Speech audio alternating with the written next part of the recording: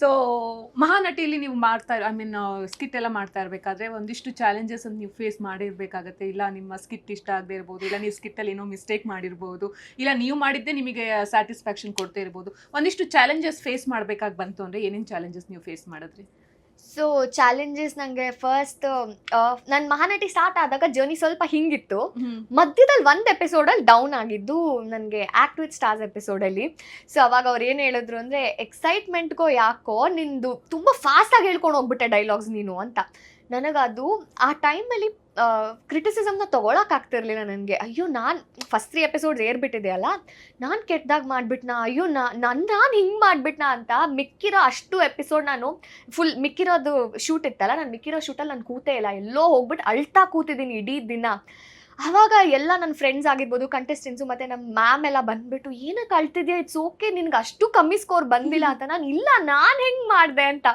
So ಅದು ತುಂಬ ಕಷ್ಟ ಆಗಿತ್ತು ತೊಗೊಳಕ್ಕೆ. ಬಟ್ ಹೋಗ್ತಾ ಹೋಗ್ತಾ ಅದು ಗೊತ್ತಾಯಿತು, not every day is your day, ಒಂದೊಂದು ದಿನ ಹಿಂಗಾಗುತ್ತೆ, ಬಟ್ ಅದನ್ನು ಪಾಸಿಟಿವ್ ಆಗಿ ತೊಗೊಳೋದು ಕಲ್ತ್ಕೋಬೇಕು ಅಂತ ನನಗೆ ಗೊತ್ತಾಯಿತು ಆ ಎಪಿಸೋಡು. ಅದಾದಮೇಲೆ ನಂಗೆ ಇನ್ನೊಂದು ಕಷ್ಟ ಆಗಿದೆ ಅಂದರೆ ನಮಗೆ ಮೈಥಾಲಜಿ ರೌಂಡು. ಆ ಎಪಿಸೋಡ್ಗೆ ನಾನು ನಮ್ಮ ತಾತನ ಕಳ್ಕೊಂಡಿದ್ದು.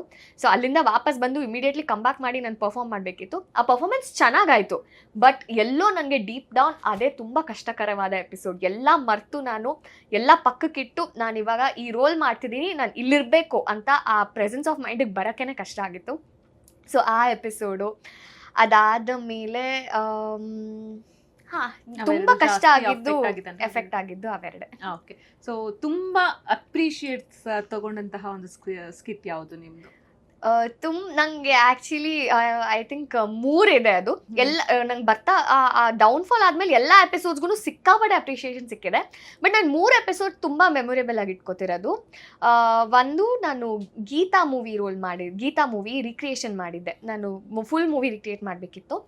ಸೊ ಆ ಎಪಿಸೋಡ್ ತುಂಬ ಚೆನ್ನಾಗಿ ಬಂದ್ಬಿಡ್ತು. ಸೊ ಅವಾಗ ತರುಣ್ ಸರ್ ಎಲ್ಲ ಏನು ಹೇಳಿದ್ರು ಅಂದರೆ, ಇವಳು underdog, she is a tough competition for all of you ನೋಡಿ ಅಂತೆಲ್ಲ ಹೇಳಿದ್ರು.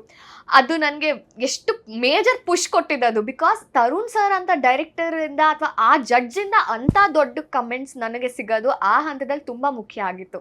ಸೊ ಹಾಗೆ ಹೇಳಿದಾಗ ನನಗೆ ಸಿಕ್ಕಾಪಟ್ಟೆ ಖುಷಿ ಆಗಿತ್ತು. ಅದು ಯಾವತ್ತೂ ನಾನು ಮರೆಯಲ್ಲ. ಅವತ್ತೇ ರಮೇಶ್ ಸರ್ ಹತ್ರ ಒಂದು ಕ್ಯಾಮ್ರಾ ಇತ್ತು. ಸೊ ಅವ್ರಿಗೆ ಯಾರ ಪರ್ಫಾರ್ಮೆನ್ಸ್ ಇಷ್ಟ ಆಗ್ತಿತ್ತು ಅವ್ರು ಆ ಕ್ಯಾಮ್ರಲ್ಲಿ ಫೋಟೋ ತೆಗಿಯೋ ಥರ ಇದು ಮಾಡ್ತಿದ್ರು. ಸೊ ಅವತ್ತು ರಮೇಶ್ ಸರು ನನ್ನನ್ನು ಕರೆದು ನನ್ನ ಫೋಟೋ ತೆಗ್ದು ಅವರು ಅಮೃತ ವರ್ಷಿಣಿಲಿ ಅಭಿಷೇಕನ ರೋಲ್ ಮಾಡಿದ್ರು. ಸೊ ಅವ್ರು ಏನಂದ್ರು ಅಂದರೆ, ಕ್ಯಾಮ್ರಾ ಹಿಡ್ಕೊಂಡಿರೋ ಅಭಿಷೇಕ್ ಹೇಳ್ತಿದ್ದೀನಿ, ನಾನು ಕೊಂದಿಲ್ಲ, ನೀನು ಕೊಂದಿದ್ದು, you killed it on stage ಅಂತ, ಸೇಮ್ ಗೀತಾಗೇನೆ. ಸೊ ಅದು ಸಿಕ್ಕಾಪಟ್ಟೆ ಮೆಮೊರೇಬಲ್ಲು. ಅದಾದಮೇಲೆ ನೆಕ್ಸ್ಟ್ ಮೆಮೊರೇಬಲ್ ಮೂಮೆಂಟ್ ಬಂದುಬಿಟ್ಟು ನನಗೆ ಇದು ನದೀಮ್ ದೀಮ್ತನ ನವರಾತ್ರಿ ಸ್ಪೆಷಲ್ ಎಪಿಸೋಡಲ್ಲಿ ನನಗೆ ನದೀಮ್ ದೀಮ್ತನ ಸಾಂಗ್ ಕೊಟ್ಟು ಡ್ಯಾನ್ಸ್ ಮಾಡಕ್ಕೆ ಹೇಳಿದ್ರು.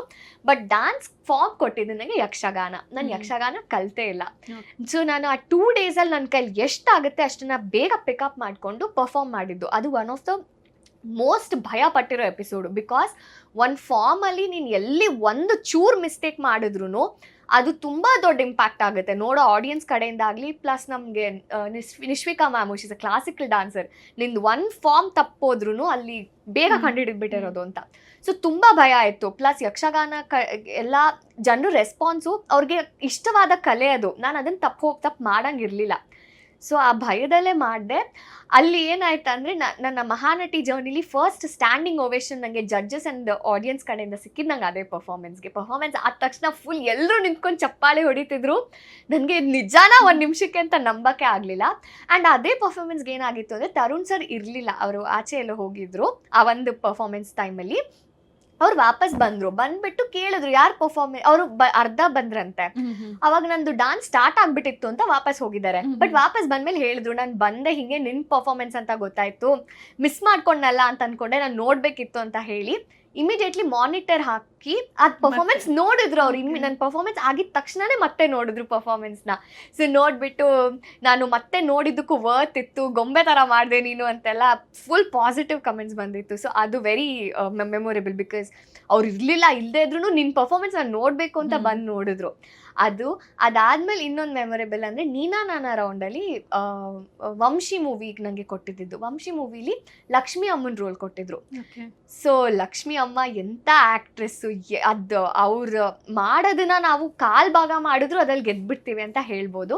ಸೊ ಆ ಮೂವಿಲಿ ನನಗೆ ಲಕ್ಷ್ಮಿ ಅಮ್ಮನ ರೋಲ್ ಮಾಡಬೇಕು ಅಂದಾಗ ಓಕೆ ತುಂಬ ಚಾಲೆಂಜಿಂಗ್ ಇದೆಯಲ್ಲ, ಇದು ಸಿಕ್ಕಾಪಟ್ಟೆ ಚಾಲೆಂಜಿಂಗ್ ಆಗೋಯ್ತು, ಹೆಂಗೆ ಮಾಡೋದು ಅಂತಿತ್ತು. ಆ್ಯಂಡ್ ನನಗೆ ಮಗ ಆಗಿ ಡ್ರಾಮಾ ಜೂನಿಯರ್ಸಿಂದ ಅಮಿತ್ ಬಂದಿದ್ದ. ನನಗೂ ಅವನಿಗೂ ಅಷ್ಟು ಏಜ್ ಗ್ಯಾಪ್ ಇಲ್ಲ. ಇವಾಗ ನಾನು ಲಕ್ಷ್ಮಿ ಅಮ್ಮ ಒಂದು 50 ಏಜಲ್ಲಿ ಮಾಡಿದ್ರೆ ನಾನು ಕನ್ವರ್ಟ್ ಮಾಡ್ಕೋಬೇಕಿತ್ತು. ಆ ಏಜಿಗೆ ನಾನು ಮಾಡಬೇಕು, ಇವ್ನು ನನ್ನ ಮಗ ಅಂತ. ಸೊ ಆ ಮೈಂಡ್ ಸೆಟ್ಟಿಗೆ ಬಂದು ನಾನು ಮಾಡಬೇಕಿತ್ತು. ಆವಾಗ ಆ ಪರ್ಫಾರ್ಮೆನ್ಸ್ ತುಂಬ ಚೆನ್ನಾಗಿ ಬಂದು ತರುಣ್ ಸರ್ ಎಲ್ಲ ಲೈಕ್ ನಾನು ಸ್ಪೀಚ್ಲೆಸ್ ಆಗಿಬಿಟ್ಟೆ ನಿನ್ನ ಪರ್ಫಾರ್ಮೆನ್ಸ್ ನೋಡಿ, ಏನು ಬರ್ತಾ ಹಿಂಗೆ ಪರ್ಫಾರ್ಮ್ ಮಾಡ್ತಿದ್ಯಾ ನೀನು ಅಂತೆಲ್ಲ ಹೇಳಿದ್ರು. ಆಮೇಲೆ ಆ ರೋಲ್ ಮಾಡೋದೇ ಫಸ್ಟ್ ಆಫ್ ಆಲ್ ತುಂಬ ಕಷ್ಟ, ವಯಸ್ಸಾಗಿರೋ ರೋಲು, ಅದನ್ನು ನೀನು ಇಷ್ಟು ಚೆನ್ನಾಗಿ ಮಾಡಿದೆ. ಆ್ಯಂಡ್ ಅದರಲ್ಲಿ ಒಂದು ಮೋನೋಲಾಗ್ ಇತ್ತು ಆ್ಯಂಡ್ ಇನ್ನೊಂದು ಭಾಗದಲ್ಲಿ ಏನೂ ಆ್ಯಕ್ಟಿವಿಟಿ ಇರಲಿಲ್ಲ, ಸೈಲೆಂಟಾಗಿ ಮಾಡಬೇಕಿತ್ತು. ಸೊ ಅದೆರಡನ್ನ ತುಂಬ ನೀಟಾಗಿ ಅಬ್ಸರ್ವ್ ಮಾಡಿದ್ರು. ಲೈಕ್ ಮೋನೋಲಾಗ್ ಡೈಲಾಗ್ ಕೊಟ್ಟಾಗ್ಲೂ ಚೆನ್ನಾಗಿ ಮಾಡಿದೆ, ಅಲ್ಲಿ ಏನೂ ಡೈಲಾಗ್ ಇಲ್ಲದೇನೂ ನೀನು ಎಕ್ಸ್ಪ್ರೆಷನ್ಸ್ ಅಲ್ಲಿ ಕನ್ವೆ ಮಾಡಿದೆ, ಅದೆಲ್ಲ ಸಖತ್ತಾಗಿತ್ತು. ಆ್ಯಂಡ್ ಆ ಎಂಡಲ್ಲಿ ವಿಷ ತಿನ್ಸೋ ಸೀನು ಅದು ಎಲ್ಲರೂ ಕಣ್ಣು ಕಟ್ಟಿದೆ ಇವಾಗ ಮೂವಿ ಸೀನ್ ಅಂತೂ. ಸೊ ಆ ಸೀನು ಮಾಡಬೇಕಿತ್ತು, ಅದನ್ನು ತುಂಬ ಇಷ್ಟಪಟ್ಟರು ಜಡ್ಜಸ್ ಎಲ್ಲ. ಆಮೇಲೆ ರಮೇಶ್ ಸರ್ ಫುಲ್ ಡೀಟೇಲಿಂಗ್ ನೋಡ್ತಾರೆ ಯಾವಾಗ್ಲೂ. ಅದರಲ್ಲಿ ಅವರು ವಿಷ ಬಡ್ಸಾಗ ಅನ್ನ ಬಡಿಸ್ಬೇಕಿತ್ತಲ್ವ, ಸೊ ನಾನು ಅನ್ನ ಬಡ್ಸ್ಕೊಂಡ ಇದ್ದ. ಅವಾಗ ರಮೇಶ್ ಸರ್ ಹೇಳಿದ್ರು ಯೂಶ್ವಲಿ ಏನು ಮಾಡ್ತಾರೆ, ಅನ್ನ ಬಡ್ಸ್ಕೋಬೇಕು, ಹಿಂಗೆ ಬಡ್ಸ್ಕೊಂಡು ಬಂದ್ಬಿಡ್ತಾರೆ ಆ್ಯಕ್ಟರ್ಸು, ಈ ಹುಡುಗಿ ಹಂಗೆ ಮಾಡಲಿಲ್ಲ, ಹಿಂಗೆ ಬಡಿಸ್ಕೊಂಡು ಯೂಶ್ವಲಿ ಮನೇಲಿ ನಾವು ಹಿಂಗೆ ಸ್ಪ್ರೆಡ್ ಮಾಡ್ಕೋತೀವಲ್ಲ, ನಾನು ಹಾಗೆ ಮಾಡಿದೆ. ಅದನ್ನ ಕುತ್ಕೊಂಡು ಅಬ್ಸರ್ವ್ ಮಾಡಿ ಹೇಳಿದ್ರು ಅವರು. ಅವಾಗ ಫುಲ್ ಖುಷಿ ಆಗೋಯ್ತು, ಓಕೆ ಇಷ್ಟು ಮೈನ್ಯೂಟ್ ಥಿಂಗ್ಸ್ನ ಅಬ್ಸರ್ವ್ ಮಾಡಿದ್ದಾರೆ ಅಂತ. ಆ್ಯಕ್ಚುಲಿ ಇನ್ನೊಂದಿದೆ, 4 ಇದೆ. ಇನ್ನೊಂದು ಫ್ಯಾಮಿಲಿ ರೌಂಡಲ್ಲಿ ನಮ್ಮಮ್ಮ ಲೈಫಲ್ಲೇ ಸ್ಟೇಜ್ ಹತ್ತಿರಲಿಲ್ಲ. ಸೊ ಲೈಫಲ್ಲೇ ಸ್ಟೇಜ್ ಹತ್ತಿಲ್ಲ ಅವರು, ಆ ಡಾನ್ಸು ಆ್ಯಕ್ಟಿಂಗ್ ಏನೂ ಮಾಡಲಿಲ್ಲ. ನನಗೆ ಫ್ಯಾಮಿಲಿ ರೌಂಡಿಗೆ ಸಪೋರ್ಟ್ ಮಾಡಕ್ಕೆ ಬಂದಿದೆ ನಮ್ಮಮ್ಮ. ಅದರಲ್ಲೂ ಚಾಲೆಂಜಿಂಗ್ ಏನು ಕೊಟ್ಟರು ಅಂದರೆ, ನಮ್ಮಮ್ಮ 80 year old ಅಜ್ಜಿ, ನಾನು ರೋಬೋ ಅಂತ ಕೊಟ್ಟರು. ನಾನು ಹೆಂಗಿದು ಅಂತ ಅಂದ್ಬಿಟ್ಟು. ಆ್ಯಂಡ್ ನಮ್ಮಮ್ಮಗೆ 5 ಪೇಜ್ ಡೈಲಾಗ್, ನಂದು 1 ಪೇಜ್ ಡೈಲಾಗು.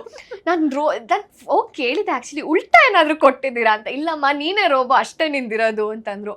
ಓಕೆ ಫೈನ್, ಹೆಂಗಾದ್ರೂ ಮಾಡಬೇಕಿದ್ದು ಅಂತ ಅಂದ್ಬಿಟ್ಟು ನಮ್ಮಮ್ಮನ ಪಾಪ ಇಡೀ ರಾತ್ರಿ ಕೂರ್ಸ್ಕೊಂಡು, ಮಮ್ಮಿ ಮಾಡ್ಬೇಕು ಮಮ್ಮಿ, ಚೆನ್ನಾಗಿ ಮಾಡೋಣ ಅಂತ. ನಾನು ರೋಬೋಟಿಕ್ ಮೂಮೆಂಟ್ಸ್ ಕಲಿಬೇಕು ಅಂತ ನನ್ನ ಫ್ರೆಂಡ್ ಡಾನ್ಸರ್ ಒಬ್ಬ ತಿಮ್ಮೇಶ್ ಅಂತೆಲ್ಲ ಇದ್ದಾರೆ, ಅವ್ರ ಹತ್ರ ಎಲ್ಲ ಹೋಗಿ ರೋಬೋಟಿಕ್ ಮೂಮೆಂಟ್ಸ್ ಎಲ್ಲ ಒಂದೇ ನೈಟಲ್ಲಿ ಎಲ್ಲ ಹೇಳ್ಸ್ಕೊಂಡು ಬಂದಿದ್ದೆ. ಅದು ಜಡ್ಜಸ್ಗೆಲ್ಲ ಸಿಕ್ಕಾಪಟ್ಟೆ ಇಷ್ಟ ಆಯಿತು. ಆ್ಯಂಡ್ ನನಗೆ ಕಾಟೇರ ನಮಸ್ಕಾರ ಎಲ್ಲ ಕೊಟ್ಟಿದ್ರು ನಿನ್ನ ಎಫರ್ಟ್ಸಿಗೆ. ಆ್ಯಂಡ್ ಎಲ್ಲೂ ನನಗೆ ಅದು ಒಂದು ಪರ್ಸನ್ ಅಂತಲೇ ಅನಿಸ್ಲಿಲ್ಲ, ಯಾವುದೋ ಮಷೀನ್ ರೋಬೋ ಅಂತಲೇ ಅನಿಸಿದ್ದು. ಆ್ಯಂಡ್ ನಮ್ಮಮ್ಮನೂ ಅಷ್ಟು ಚೆನ್ನಾಗಿ ಆ್ಯಕ್ಟ್ ಮಾಡಿಬಿಟ್ರು. ರಮೇಶ್ ಸರ್ ಮತ್ತು ತರುಣ್ ಸರ್ ಎಲ್ಲ ನಿಮ್ದು ಯಾವುದಾದ್ರೂ ಝೀಯಲ್ಲಿ ಸೀರಿಯಲ್ಸ್ ಪ್ರಾಜೆಕ್ಟ್ಸ್ ಇದ್ದರೆ ಇವ್ರನ್ನ ಹಾಕ್ಕೊಳ್ಳಿ ಅಂತ ಹೇಳ್ಬಿಟ್ರು. ಸೊ ಇಬ್ಬರು ಸಖತ್ತಾಗಿ ಮಾಡಿದ್ವಿ. ಸೊ ಇದು ಸೊ ಮಹಾನಟಿಯಿಂದ ಬಂದಮೇಲೆ ಒಂದಿಷ್ಟು ಜನರಿಗೆ ಆಪರ್ಚುನಿಟೀಸ್ ಹುಡುಕ್ತಾರೆ, ಒಂದಿಷ್ಟು ಜನರಿಗೆ ಆಪರ್ಚುನಿಟೀಸ್ ಮಹಾನಟಿಲಿ ಇರುವಾಗ್ಲೇ ಬಂದ್ಬಿಟ್ಟಿರತ್ತೆ, ಇನ್ನೊಂದಿಷ್ಟು ಜನರಿಗೆ ಆಪರ್ಚುನಿಟೀಸ್ ಸಿಗೋದಿಲ್ವೇನೋ ಅನ್ನೋಂತಹ ಒಂದಿಷ್ಟು ಭಯ ಇರುತ್ತೆ, ಇನ್ಸೆಕ್ಯೂರಿಟಿ ಇರುತ್ತೆ, ಫೇಮಲ್ಲಿ ಹೋಗ್ಬಿಡುತ್ತೋ ಅನ್ನೋಂತಹ ಇನ್ಸೆಕ್ಯೂರಿಟಿ ಇರುತ್ತೆ. ಸೊ ಇದೆಲ್ಲವನ್ನೂ ನೋಡ್ತಾ ಹೋದರೆ ಮಹಾನಟಿ ಆದಮೇಲೆ ಆಪರ್ಚುನಿಟೀಸ್ ಬಗ್ಗೆ ನೀವು ಏನು ಹೇಳಕ್ಕೆ ಇಷ್ಟಪಡ್ತೀರಾ? ನನಗೆ ಈ ಥರ ಆಪರ್ಚುನಿಟೀಸ್ ಬರೋ ಚಾನ್ಸಸ್ ಇದೆ, ಸಪೋಸ್ ಬರಲಿಲ್ಲ ಅಂದರೆ ನೆಕ್ಸ್ಟ್ ಪ್ಲ್ಯಾನ್ ಏನು ನಂದು, ಆ ಥರದ್ದು ಏನಾದರೂ ಇತ್ತಂದರೆ? ಇಲ್ಲ, ಆಪರ್ಚುನಿಟೀಸ್ ಅಂತೂ ಬರ್ತಿದೆ, ಅದು ಬರಲ್ಲ ಅನ್ನೋ ಭಯ ಎಲ್ಲ ನಂಗಿಲ್ಲ. ಬಿಕಾಸ್ ಆಲ್ರೆಡಿ ಬರ್ತಾ ಇದೆ, ನಾನು ಅಲ್ಲಿ ಇದ್ದಾಗ್ಲೇ ಸ್ವಲ್ಪ ಬರ್ತಾ ಇತ್ತು, ಇವಾಗ ಅಂತಾನು ಬರ್ತಾನೆ ಇದೆ. ಬಟ್ ದ ಥಿಂಗ್ ಇಸ್, ಯಾವುದೂ ಇವಾಗ ನಾನು ಫೈನಲೈಸ್ ಆಗಿ ನಾನು ಇನ್ನೂ ಒಪ್ಕೊಂಡಿಲ್ಲ. ಎಲ್ಲ ಆನ್ ದ ವೇ ಇಲ್ಲಿದೆ. ಆ್ಯಂಡ್ ಅದನ್ನ ನಾನು ಈಗಲೇ ಹೇಳೋಕ್ಕೂ ಆಗಲ್ಲ, ಬಯಲ್ ಮಾಡೋಕ್ಕಾಗಲ್ಲ. So may be once everything ಎಲ್ಲ ಸಾರ್ಟ್ ಆಗಿ ನಾನು ಹೇಳ್ಬೋದು ಅಂತ ಅವ್ರು ಹೇಳಿದ್ರೆ ಅವಾಗ ನಿಮ್ಗೆ ಹೇಳ್ತೀನಿ, ನಾನು ನಿಮ್ನೆ ಕರೆದು ನಿಮ್ಗೆ ಫಸ್ಟ್ ಹೇಳ್ತೀನಿ. ನನ್ನ ನಂಬರ್ ಕೊಟ್ಟಿರ್ತೀನಿ, ಕಾಲ್ ಮಾಡಿ ಹೇಳಿ. ಸೊ ಸಪೋಸ್ ನಿಮಗೆ ಸೀರಿಯಲ್ ಮತ್ತೆ ಸಿನಿಮಾ ಎರಡು ಆಫರ್ ಬಂತು ಅಂದ್ರೆ ನಿಮ್ಮ ಪ್ರಿಯಾರಿಟಿ ಯಾವ್ದಿರುತ್ತೆ? I think cinema. ಬಿಕಾಸ್ ನಾನು ಹೇಳಿದೆ, ನಾನು ಸಿನಿಮಾ ರಂಗ, ಈ ಸಿನಿಮಾ ಇಂಡಸ್ಟ್ರಿ ಎಂಟರ್ ಆಗಬೇಕು ಅಂತಾನೆ ಬಂದೋಳು ಅಂತ. ಸೊ ಸಿನಿಮಾನೇ ಚೂಸ್ ಮಾಡ್ತೀನಿ. ಸೊ ಆರ್ಟಿಸ್ಟ್ಗಳಿಗಂದ್ರೆ ಒಬ್ರು ಯಾರಾದರೂ ರೋಲ್ ಮಾಡೆಲ್ ಇದ್ದೇ ಇರ್ತಾರೆ, ಅವ್ರನ್ನ ನೋಡ್ಕೊಂಡು ನಾನು ಬೆಳೆದಿದ್ದೀನಿ, ಅವ್ರ ಸಿನಿಮಾ ನೋಡ್ಕೊಂಡು ಬೆಳೆದಿದ್ದೀನಿ, ಅವ್ರ ಸಿನಿಮಾ ನಂಗೆ ಇನ್ಸ್ಪೈರ್ ಮಾಡಿದೆ. ಸೊ ಯಾರು ನಿಮಗೆ ತುಂಬ ಇನ್ಸ್ಪೈರ್ ಮಾಡ್ತಾರೆ ನಮ್ಮ ಇಂಡಸ್ಟ್ರಿಯಲ್ಲಿ? ಅವ್ರದ್ದು ಏನೇನೆಲ್ಲ ಒಂದಿಷ್ಟು ಅಂಶಗಳನ್ನು ನಿಮ್ಮ ಒಂದು ಆ್ಯಕ್ಟಿಂಗ್ ಕರಿಯರಲ್ಲಿ ನೀವು ಅಳವಡಿಸ್ಕೊಳ್ತಾ ಇದ್ದೀರಾ ಅಂತ?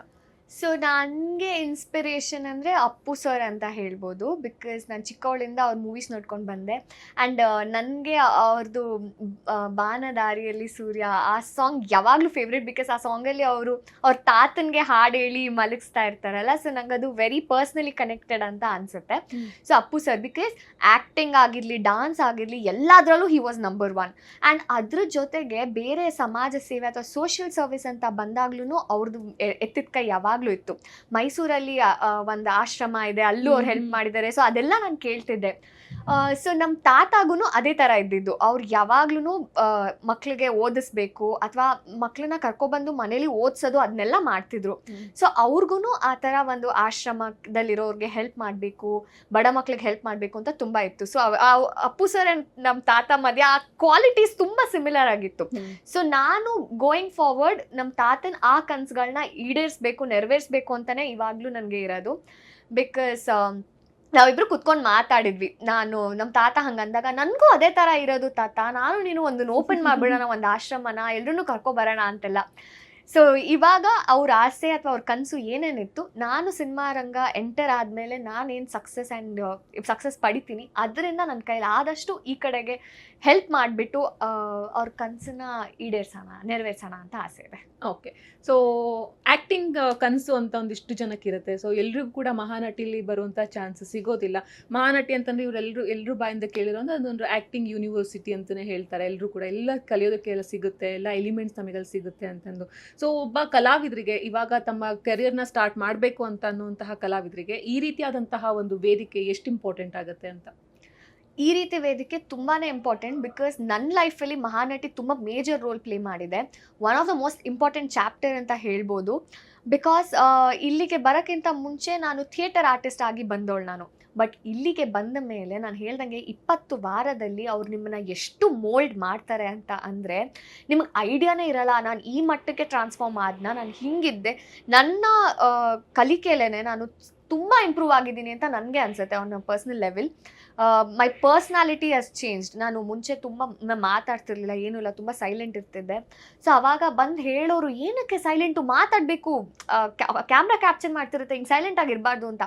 ಸೊ ಅವ್ರು ಹೇಳಿ ಎಲ್ಲೋ ಡೀಪ್ ಡೌನ್ ಅದು ರೆಜಿಸ್ಟರ್ ಆಗಿಬಿಟ್ಟಿದೆ ಇವಾಗ. ಓಕೆ, ಮಾತಾಡಬೇಕು, ಯಾಕೆ ಸೈಲೆಂಟ್ ಆಗಿರಬೇಕು ಅಂತ ಬಂದುಬಿಟ್ಟಿದೆ. So personality wise also have changed a lot. And acting ಅಂತ ಬಂದರೆ ತುಂಬ ಇಂಪ್ರೂವ್ ಆಗಿದ್ದೀನಿ. ಬಿಕಾಸ್ ನಾವು ಕಲ್ತಿರೋದು ಆ ಮಟ್ಟಕ್ಕಿದೆ. ಸೊ ಯಾರೇ ಮಹಾನಟಿ ಅನ್ನೋ ವೇದಿಕೆಗೆ ಬಂದ್ರೂ ಐ ಆಮ್ ಶ್ಯೂರ್ ಅವ್ರು ಒಳಗೆ ಬರ್ತಾ ಒನ್ ಪರ್ಸನ್ ಆಗಿದೆ, ಅವ್ರು ಹೊರಗೆ ಬರ್ತಾ ಕಂಪ್ಲೀಟ್ಲಿ ಡಿಫ್ರೆಂಟ್ ಪರ್ಸನ್, ಆ ಬೆಟರ್ ವರ್ಷನ್ ಆಗ್ಬಿಟ್ಟು ಆಚೆ ಬರ್ತಾರೆ ಅಂತ ಹೇಳ್ಬೋದು. ಸೊ ಇಷ್ಟೆಲ್ಲ ಸ್ಕಿಟ್ಟಲ್ಲಿ ನೀವು ಇವಾಗ ಯಾವುದಾದ್ರೂ ಒಂದು ಪರ್ಫಾರ್ಮ್ ಮಾಡ್ಬೋದು, ಕೂತಲ್ಲೇ ನಿಮ್ಮ ಎಕ್ಸ್ಪ್ರೆಷನ್ ಕೊಟ್ಟು ಮಾಡ್ಬೋದು ಅಂತಂದರೆ ಯಾವ್ದು ಮಾಡ್ಬೋದು? ಇದು ಕಷ್ಟ. ಯಾವುದು ನೋಡಿ ಯಾವ್ದು ಚೆನ್ನಾಗಿ ಅನ್ಸುತ್ತೆ ನಿಮಗೆ ಅಂತ. ನನ್ನ ಜೀವನದಲ್ಲಿ ದೇವ್ರ ದಾರಿ ತೋರಿಸಿದ್ಕಿಂತ ವಿಧಿ ದಿಕ್ ತಪ್ಪಿಸಿದ್ದೆ ಜಾಸ್ತಿ. ಆಗ ನನಗೆ 18 ವರ್ಷ. ನಾನು ನನ್ನ ಫ್ರೆಂಡ್ ನಡ್ಕೊಬರ್ತಿದ್ದಾಗ ಯಾವನೋ ಪೊರ್ಕಿ ನನ್ನ ಫ್ರೆಂಡಿಗೆ ರೇಗಿಸ್ದ. ನನಗೆ ಕೋಪ ಬಂದು ತೆಗೆದೊಂದು ಹೊಡೆದ್ಬಿಟ್ಟೆ ಅಷ್ಟೇ. ಅದಾದ್ಮೇಲೆ ಅವನನ್ನ ಎಲ್ಲಿ ಕರ್ಕೊಂಡೋದ, ಏನು ಮಾಡ್ದ, ಏನೂ ಗೊತ್ತಾಗ್ಲಿಲ್ಲ. ನಮ್ಮ ಅಪ್ಪನಿಗೆ 3 ಜನ ಹೆಣ್ಮಕ್ಳು, ಮಿಕ್ಕಿದ ಹೆಣ್ಮಕ್ಳಿಗೆ ಮದುವೆ ಮಾಡಬೇಕು ಅಂತ ನನ್ನ ಮನೆಯಿಂದ ಆಚೆ ಹಾಕ್ಬಿಟ್ರು. ಏನು ಮಾಡಲಿ ಅಂತ ಗೊತ್ತಿಲ್ಲದೆ ಹೋಗ್ತಿದ್ದಾಗ ನನ್ನ ಹೊಟ್ಟೆಲಿ ಪುಟ್ಟ ವಂಶಿ ಇದ್ದ ಅಂತ ಗೊತ್ತಾಯ್ತು. ಅದಕ್ಕೆ ನನ್ನ ಜೀವನ ಹಾಳು ಮಾಡ್ದವನ ಹತ್ರ ಸಹಾಯ ಕೇಳ್ಕೊಂಡು ಹೋದೆ. ಆದರೆ ಯಾವಾಗ ಪುಟ್ಟ ವಂಶಿ ಕೈಲಿ ಕತ್ತಿ ಕೊಟ್ರೋ ಅವತ್ತೇ ನನ್ನ ಮಗ ಅವ್ರ ಅಪ್ಪನ ಥರ ಆಗಬಾರ್ದು ಅಂತ ಅವತ್ತು ಅವನನ್ನು ಎತ್ಕೊಂಡು ಓಡೋಕೆ ಶುರು ಮಾಡಿದವಳು. ಇನ್ನೂ ಓಡ್ತಾನೇ ಇದ್ದೀನಿ. ಆಕ್ಚುಲಿ ನನ್ನ ಶಾರ್ಟ್ ಮೂವಿಲೂ ಅದೇ ಪನಗ ಸರ್ ಸಿಕ್ಕಿದ್ದು ನನಗೆ ಶಾರ್ಟ್ ಮೂವಿಗೆ.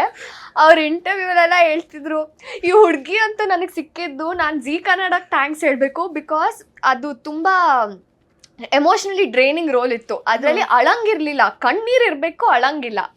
ಸೊ ಅವಾಗ ಒಂದು ಟೈಮಲ್ಲಿ ಏನಾಗ್ತಿತ್ತು, ಕಣ್ಣೀರು ಇಟ್ಕೊಂಡು ಅದು ಬಂದ್ಬಿಡ್ತಿತ್ತು. ನಾನು ತಿರ್ಬಿಟ್ಟು ಸರ್ ಕಣ್ಣೀರು ಬಂದ್ಬಿಟ್ಟು ಇನ್ನೊಂದು ಮಾಡ್ತೀನಿ ಅಂತ ಅಂತಿದ್ದೆ. ಸೊ ಅದನ್ನೆಲ್ಲ ಸರ್ ಹೇಳಿದ್ರು, ಹಿಂಗೆಲ್ಲ ಇಷ್ಟು ಇನ್ವಾಲ್ವ್ಮೆಂಟ್ ಎಲ್ಲ ತೋರಿಸ್ತಿದ್ಲು. So it was very nice working with her ಅಂತ ಅವರಿಂದನೂ ಫುಲ್ ಪಾಸಿಟಿವ್ ಫೀಡ್ಬ್ಯಾಕ್ ಬರ್ತಿತ್ತು.